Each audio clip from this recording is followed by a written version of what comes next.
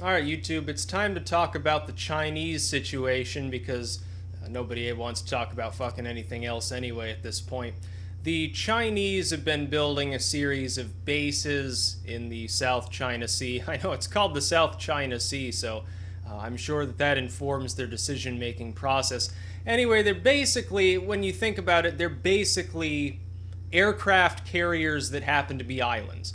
This appears to be China's response to the fact that their navy is a piece of shit mostly. It's mediocre at best. They really don't have force projection capabilities, even in their own region of the ocean. One thing you gotta realize is all of these different countries, Vietnam, China, Taiwan, the Philippines, Malaysia, South Korea, Japan, even Brunei claims a little bit, all of these countries claim disputed areas within this region. Now, if you were to carve it up amicably, there'd still be international water as well. China apparently thinks that the entire thing up to within a few miles of the coastlines of these other countries, that general region is theirs. They're claiming a lot more than they're even reinforcing with these islands. They're clearly going to use them for leverage. But now you've got the Chinese media, a state-run media outlet, by the way. It's not like China has an independent press to begin with. But it's not like some little independent press site that said, oh, well, there might be a war between the US and China. This is a state-run news agency from China saying that if the US doesn't drop the issue and doesn't back off, then war is inevitable. Now, for those with either who don't remember the 90s and sort of the 2000s, that general period of time, who either don't remember it or didn't pay attention, China has never been what most of our own political leaders or people within our society have considered to be a hostile state. It's never been a hostile state, at least not since, the Korean War period. China was seen as a potential competitor and threat that nonetheless was intrinsically connected to the US by trade relations, kind of cooperated in international ways, was loosely allied with Russia diplomatically, but wasn't likely to suddenly go off and attack one of our allies because first, it would be suicidal because then you have potentially a nuclear war. Second, it would endanger their money. They make a huge amount of money off of trade with the US, and I will question those who say, oh, well, China's going to destroy the United States by suddenly dumping all the debt that they hold for pennies on the dollar and crush our economy. That's not going to happen.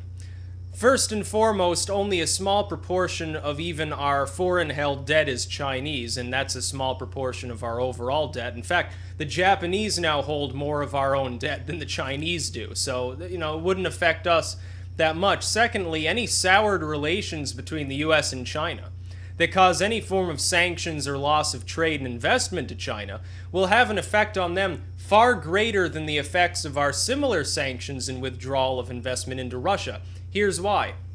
Russia's economy is based on exports just like China's economy is, but theirs is built on fuel. The Chinese manufacture a lot of machined and cheap goods and sell it to the West. Well, if the US economy collapses, there's nobody to buy their products. That's 25% of their entire economy down the drain. And that's just in the actual value of the exports themselves. That's not even talking about all the investment into infrastructure and other programs that people in the West have been pumping into China now for decades.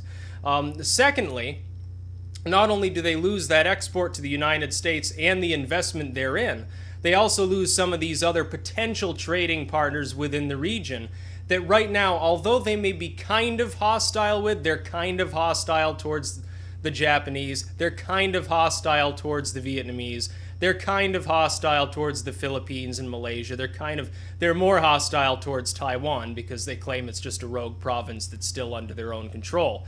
Much like these islands that are, most of which do not belong to China, they're in international waters or they belong to like Japan or something.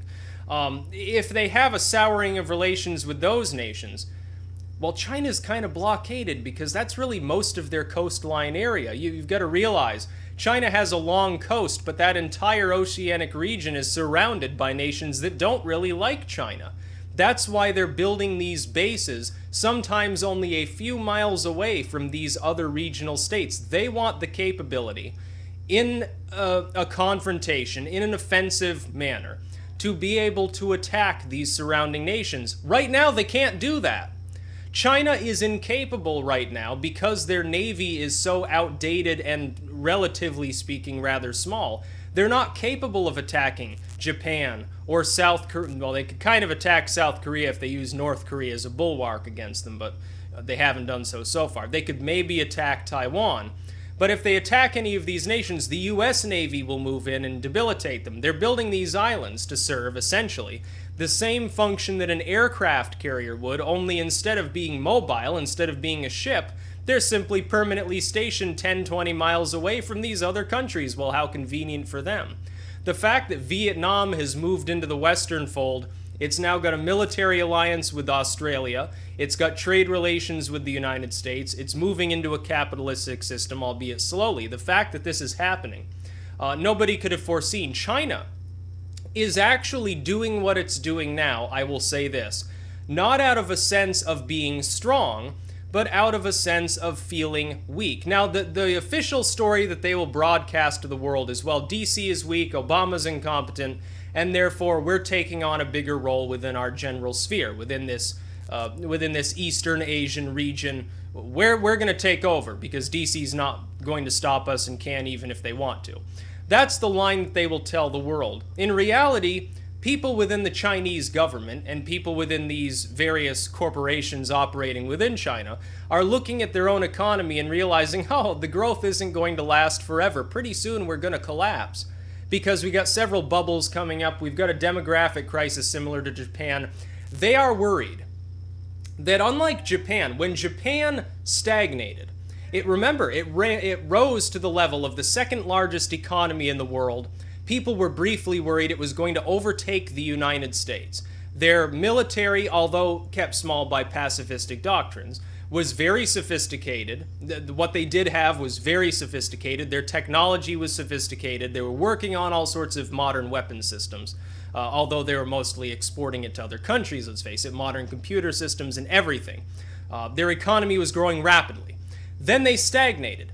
Japan did not have to worry about being attacked because it became weaker, or losing land, or destabilizing, because it was backed by the United States. Who does China have to back them? The Russians are not capable of defending the Chinese in a case where all of a sudden you get a Tibetan uprising and an Islamic uprising and all these other countries say, well, these waters are ours now because you can't defend them. So they're building these islands as a method to make sure that they retain that water and all the resources therein. There are a lot of rare earth minerals in case their economy goes under. That's why they're doing it. They realize, the Chinese realize, when their bubble hits, when their economy goes south, all that Western investment is going to flood all these other nations. It's going to go to India. It's going to go to Vietnam. It's going to go to Thailand. It's going to go to parts of Africa. Why do you think that private investors in China, to the extent that they're allowed to operate autonomously to begin with, are pumping money into Africa and Latin America and places like that? Japan, Japanese businessmen, before the great stagnation of Japan, after which they backslid and now they're, I think, the number 3 or number 4 economy in the world, when briefly they almost rivaled the United States, they started investing in other parts of the world to retain their wealth because they knew that the economy was going to grind to a halt and that a lot of that investment was going to stop coming in. It didn't mean they'd lose everything, but they would slowly begin to lose out over time. So they simply invested elsewhere. When I see Chinese investing firms, Chinese businessmen, the Chinese government buying up tracts of land in the United States and Latin America and Africa and Europe and all these other places, I say they're not doing that because they feel strong about the Chinese economy. Because if the Chinese economy was going to continue growing as quickly as it is now, they wouldn't need to invest anywhere else. They'd have no reason to. They're not going to make nearly as much of a return as if they're investing in their own economy. So what would get them to leave that behind and invest in economies like the US economy that's moving far more slowly? The answer is simple. They are looking at the two, comparing them and saying China's less stable and more likely to fall out from underneath them. So they want something that's more secure. Number 2, the demographics of the United States are just fine. We've got infinite room to expand. The economy and the population of the United States can double comfortably. China can't do that. They're already out of room. Half of their country is nothing but desert and mountain. What isn't? What is already arable and productive is already settled. The carrying capacity of that region is far less than the population. They're going through a demographic crisis and birth rates are dropping because of this. You can't cram people in any tighter than they are without plowing out more arable land, reducing your own productivity just to give people houses. Why do you think they build these gigantic tenements all over the place? Entire countries, one giant city practically, east of the Tibetan region and south of Inner Mongolia, Outer Mongolia. That's essentially the problem that China has. No, I don't expect that China long term will be in it to win it. I don't think that their economy is going to truly overtake the United States. What I would worry about is the fact that a China that begins to weaken could begin to act aggressively towards these other countries over old disputes. For instance, they may decide it's no longer acceptable for South Korea to exist. We want United Korea as a sphered state under our dominance because we want another powerful ally to rival the Japanese, and North Korea just doesn't cut it anymore. So we're going to let them invade and we're going to get involved, and then we're going to threaten nuclear war if DC does anything about it. Well, we're going to build these islands up into basically stationary aircraft carriers right off the shores of all these countries that are trying to work with Uncle Sam because we don't feel comfortable with that. And we're going to grab up all these rare earth minerals while we do it. They're trying to grab up those islands that Japan says have the largest deposit on Earth or something of rare earth minerals that can easily be basically vacuumed up by shipping tankers right off the ocean floor without any separation required at all. They can literally vacuum up this mineral-rich sludge, just separate it out later and make a huge profit. They could even undercut the North Koreans that extract it with slave labor.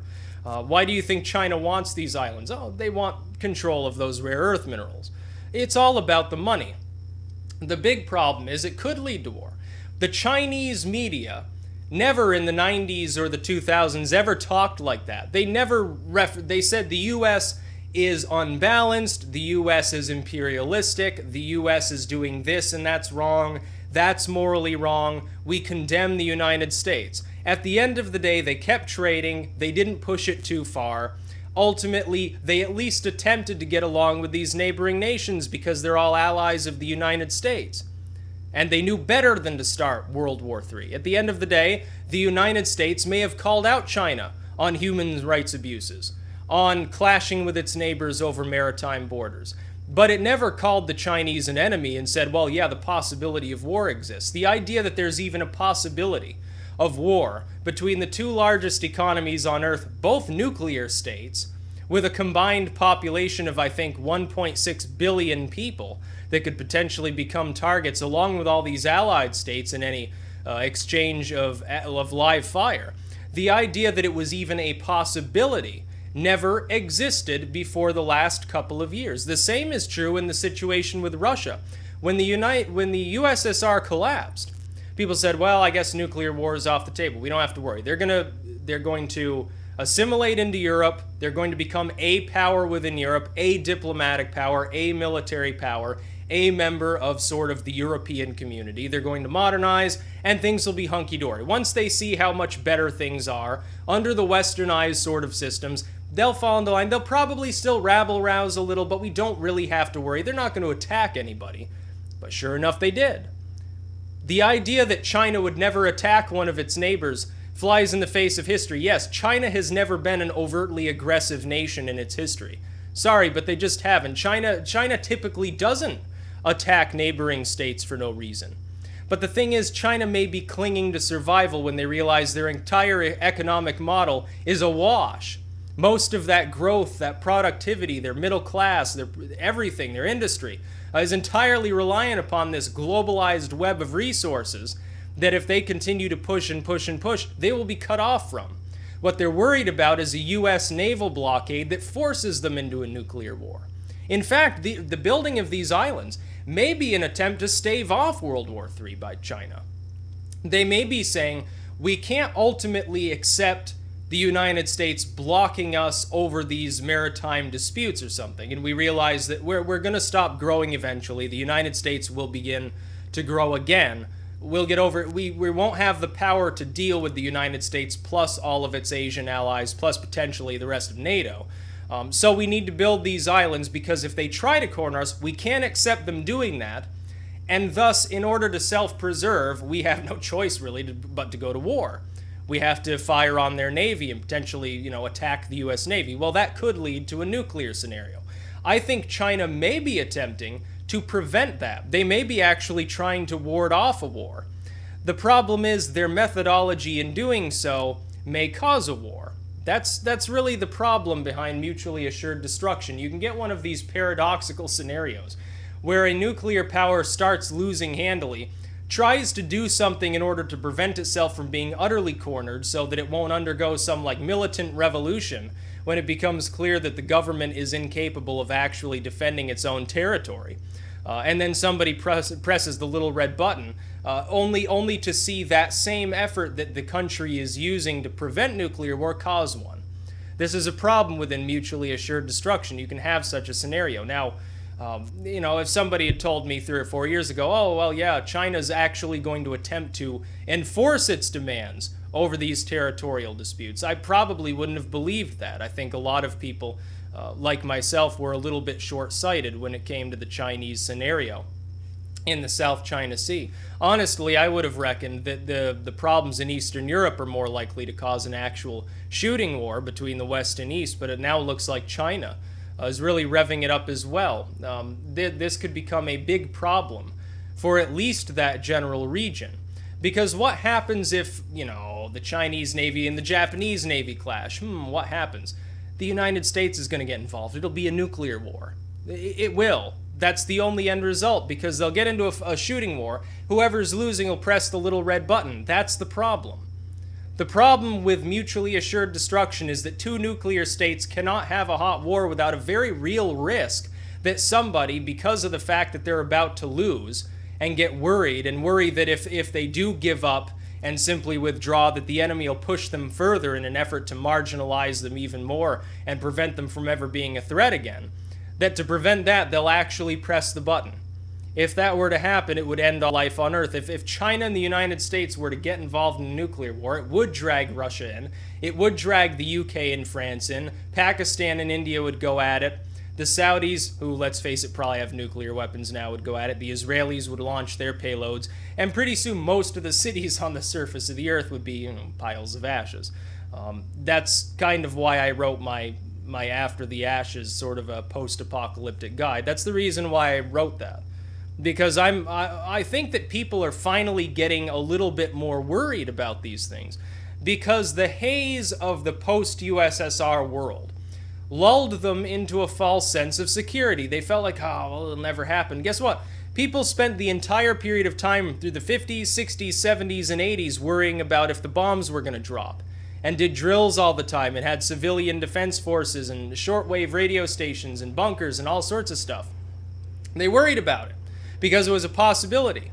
When the USSR collapsed, they said, I guess the war is over. We never have to worry again about nuclear weapons, let alone the fact there are still tens of thousands of them out there, and more states are developing nuclear weapons or want to develop nuclear weapons, but don't worry about it because the USSR fell.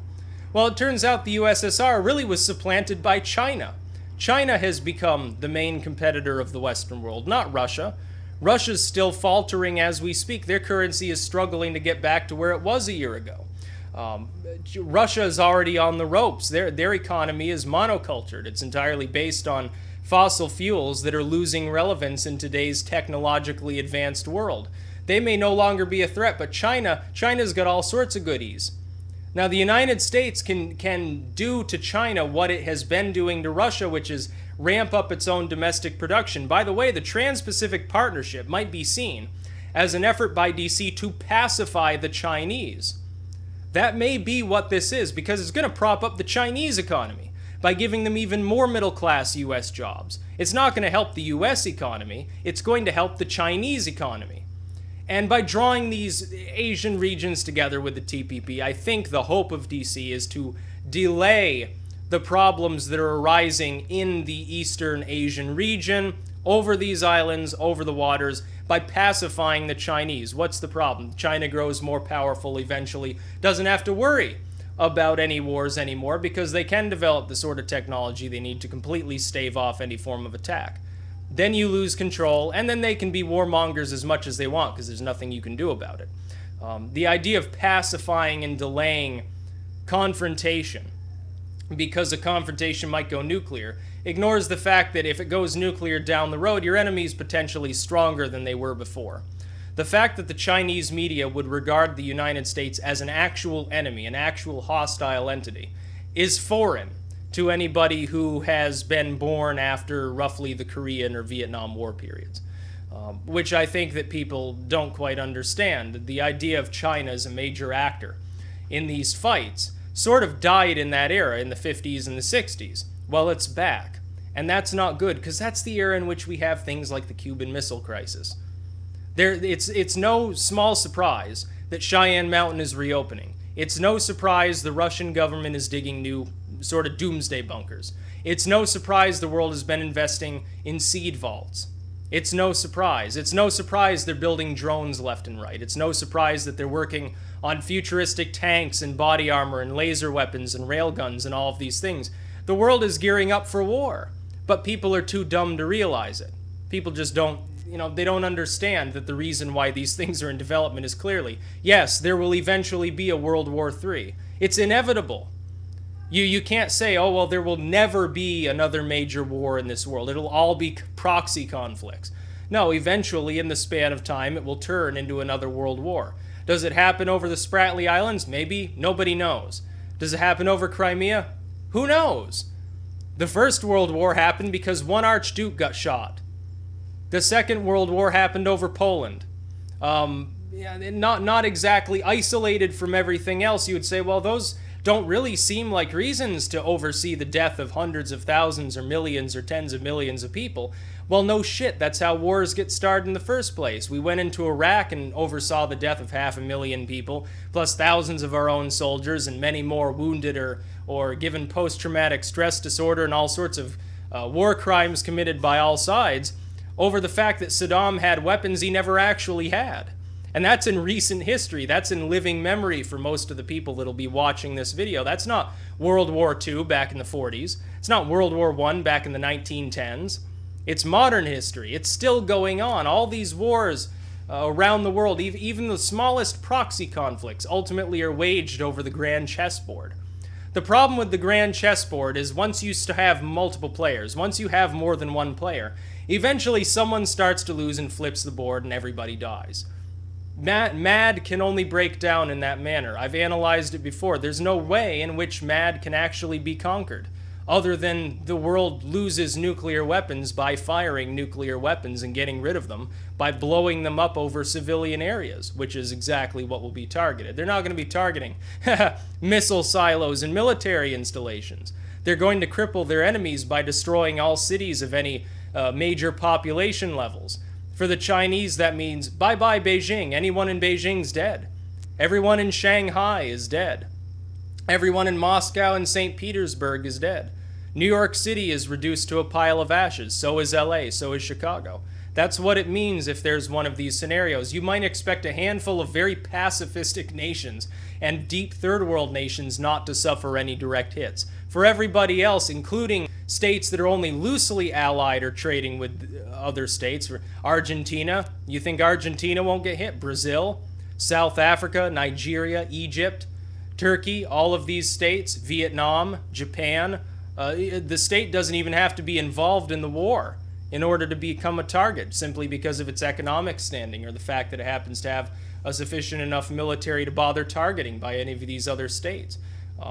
Yeah, you could see World War III waged because of a handful of half-baked, fucked-up coral reefs in the South China Sea. The fact that this is the case doesn't bode well either, because remember, isolate this from everything else and say it seems so inconsequential. It's a fucking chain of coral reef islands, little atolls and shit. Who gives a fuck? Well, who gives a fuck about one Archduke in Austria? Who gives a fuck about, oh, well, Hitler just decided to invade a chunk of Poland? At a time when Poland was sparsely populated and had no industry, not like today, when it actually has an economy. There's the problem. Yes, it could happen. You could see World War III. The fact that the Chinese media and the American media now are saying that it's even possible never would have happened. From the fall of the Soviet Union up until maybe last year or the year before that, never would have been said. It was all China's a competitor. China's a friend to me. China engages in hacking. They've got human rights abuses. But ultimately, yeah, we still trade with them. We prop up a quarter of their economy. To the Chinese, yeah, the United States is imperialist. Yeah, they're being too aggressive in the Middle East. They've ignored international laws and treaties. But ultimately, we still trade with them. I mean, we don't have a problem with them. That's how it went on for decades and decades and decades. So, yes, you could unfortunately see a third world war in our lifetimes. In fact, I'd be kind of surprised if we don't. That's the real sticking point, because the next one will be a nuclear war. You can't count on these states not to use nuclear weapons when they're available, and when nuclear weapons are already pointed at them. Of course they're going to use them. It's going to kill off most of humanity. That is the problem. We've been doomed since 1945. We would love to believe cooler heads can always prevail. There will come a time when they don't. And asking for cool heads, let's face it, asking for cool heads in the Kremlin or DC or in the Communist Party headquarters of China is kind of a losing proposition anyway. Asking for cooler heads even in the UK or France is a little bit of a stretch, and they're the least likely nuclear states to actually use their weapons offensively. It will happen. It's just a matter of when. That's about all. Peace out.